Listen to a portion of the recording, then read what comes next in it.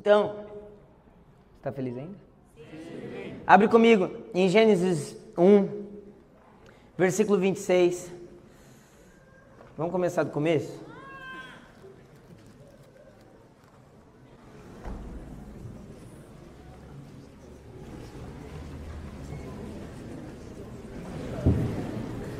Cadê Noé? Gênesis 1, versículo 26. Também disse Deus, façamos o homem à nossa imagem. É nós ou não é nós? Vamos ver se tem gente da família de escola. É nós? Então tá bom. Façamos o homem à nossa imagem, conforme a nossa semelhança. Tenha ele domínio sobre os peixes do mar, sobre as aves dos céus, sobre os animais domésticos, sobre toda a terra e sobre todos os répteis que rastejam pela terra. Calma aí, cara. Tô de bem com você, hein? Versículo 27. Criou Deus, pois, o homem à sua imagem, a imagem de Deus o criou, homem e mulher os criou. E Deus os abençoou e lhes disse, sede fecundos, multiplicai-vos, enchei a terra e sujeitai-a, dominai sobre os peixes do mar, sobre as aves dos céus e sobre todo animal que rasteja pela terra. Ponto. Então, gente, eu preciso que vocês prestem bastante atenção, tá bom? Beleza? Então, se a gente leu esses 3 versículos, nós conseguimos entender o porquê Deus criou o homem. Então, a primeira coisa que a gente entende que Deus criou o homem, é Deus criou o homem e a mulher para ser como ele é, semelhante a ele, amém? Então, o primeiro ponto da criação é para que você fosse como Deus é, amém? Então, mas o que significa ser como Deus é? Gente, vamos pensar no seguinte, muitas vezes a gente pensa em Deus de acordo com a perspectiva terrena, então a gente fala assim, vamos lá, o que Deus faz? Aí você fala assim, Deus cura os enfermos, Deus me salva, Deus me ama. Então, a gente é sempre levado a pensar em Deus a partir da nossa perspectiva. Mas eu tenho uma pergunta para você. No céu tem enfermo? No céu tem pobre? No céu tem miséria? No céu tem divisão? Então o que Deus faz no céu? Reina. O que mais? Então, presta atenção.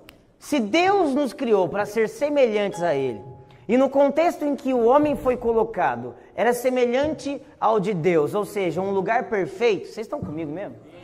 Então, o que Deus esperava de nós, se Ele nos criou para ser como Ele é? Bom, um dia eu estava orando sobre isso e o Senhor me disse, Alê, eu vivo a mim mesmo. Então, Deus passa de eternidade a eternidade, porque a Bíblia diz que Deus reina de eternidade a eternidade. Então, Deus passa de eternidade a eternidade vivendo a si mesmo. Bom, um dia o Senhor me disse, Alê, eu vivo família. Bom, aqui no céu não tem problema. Aqui no céu eu não fico preocupado com o que eu tenho que fazer. Então, por favor, não me veja assim, eu não sou um solucionador de problemas. Então, presta atenção em mim. O evangelho não aconteceu porque a gente pecou.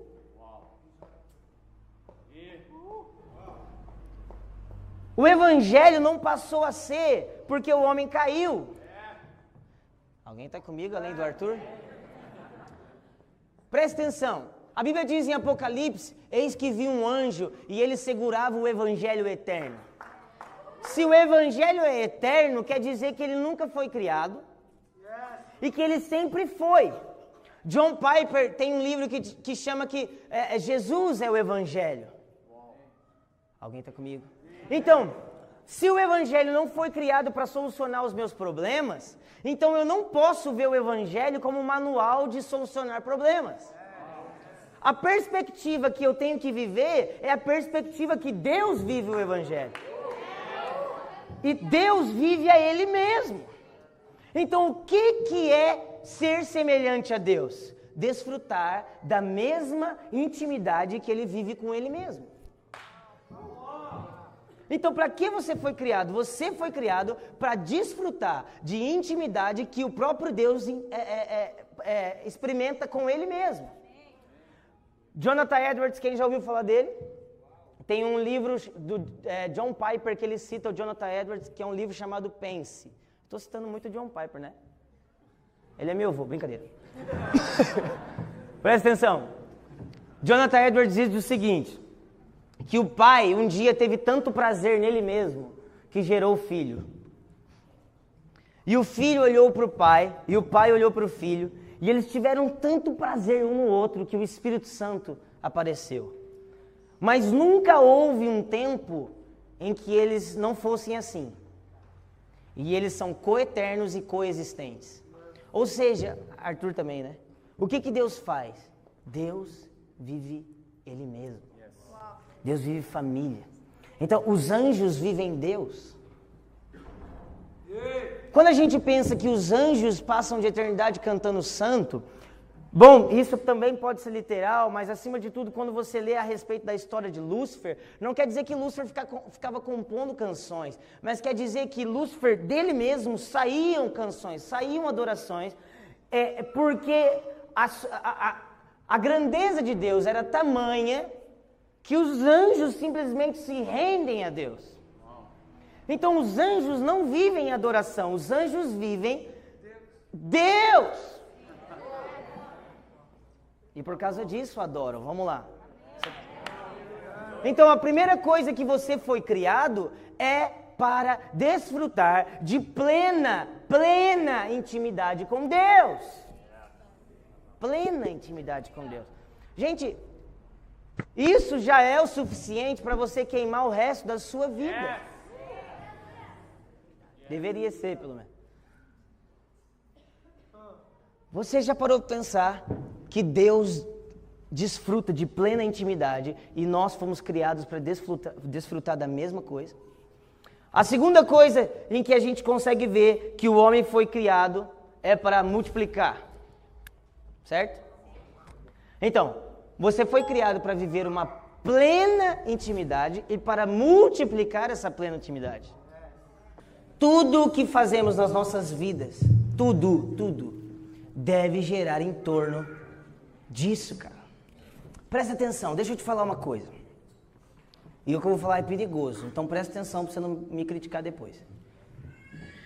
Se a sua vida ministerial, ou até mesmo profissional, seja o que for, ela gira em torno de sanar uma dificuldade da terra, o seu ministério e a sua vida são passageiros. Deixa eu te explicar. Felipe, né? Então, eu olho para o Felipe e eu vejo que o Felipe tem uma dificuldade X.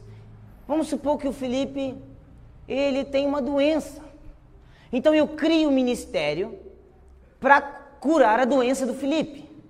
Vocês estão comigo? Isso é legal? Isso é incrível. Mas isso não pode ser o fundamento do que eu faço. Por quê? Porque quando o Felipe for curado, meu ministério acaba.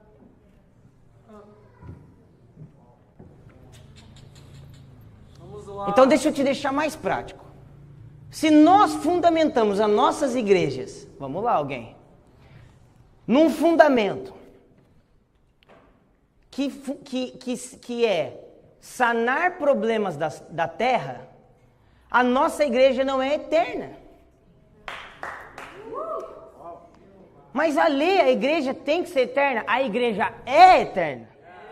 Presta atenção, Cristo em João 5, versículo 19 e 20 diz: eu não faço nada se eu não vejo o meu Pai fazer. Mas em Mateus 16 e 17, Cristo começa a igreja. Acabou! Entendeu? Então, se Cristo não faz nada que ele não vê o Pai fazer, se Cristo começou uma igreja, o que o Pai faz? Vamos lá! Eu vou falar de novo. Se Cristo não faz nada o que vê o Pai fazer, se Cristo começou uma igreja, o que o Pai faz no céu? A noiva de Cristo passou a existir depois da cruz. Mas a igreja não. Alguém está entendendo o que eu estou falando? Igreja no conceito família que eu estou falando. Alguém está entendendo o que eu estou falando?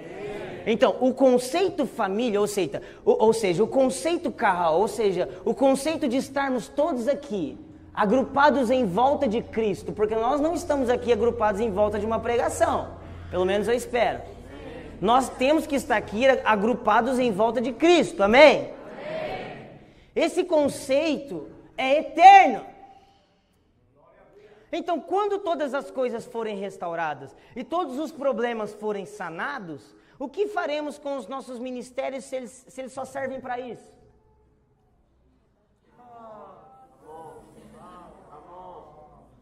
Então, a supremacia de ministérios, sei lá se eu usei essa palavra certa, mas a coisa mais alta da sua vida, a coisa mais alta de uma igreja, a coisa mais alta que você faz na sua vida, é conhecer a Cristo e ser como Ele é.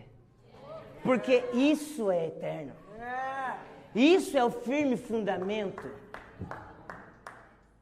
Alguém está comigo? Por isso que eu trago o cantarino, gente.